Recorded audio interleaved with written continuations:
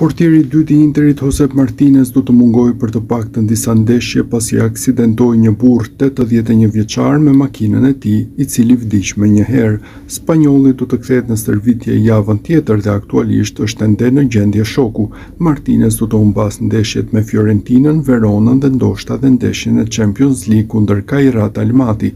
Klubi i ka siguruar një psikolog për ta ndihmuar, por ndërkohë Interi duhet të jetë gati.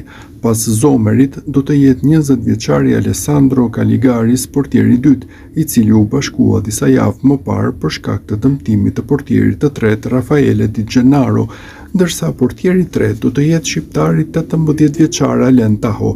Ai është një lojtar i rregullt për ekipin Primavera të Benito Carbones. Këtë vit Taho ka bërë 5 paraqitje në kampionat, 3 në Youth League dhe 1 në Supercup kundër Cagliarit, ku ai priti penalltin vendimtare. Interi fitoi trofeun edhe falti.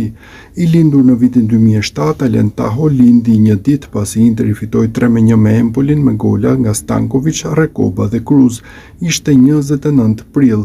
I rritur në Milano nga prindër shqiptar, ai filloi të bënte pritje në qendrën Schuster, shumë pranë Parco Lambro, përpara se Interi ta nënshkruante. Vitin e kaluar Inzaghi e solli në stol kundër Genoas dhe në Kupën e Italisë kundër Lazios.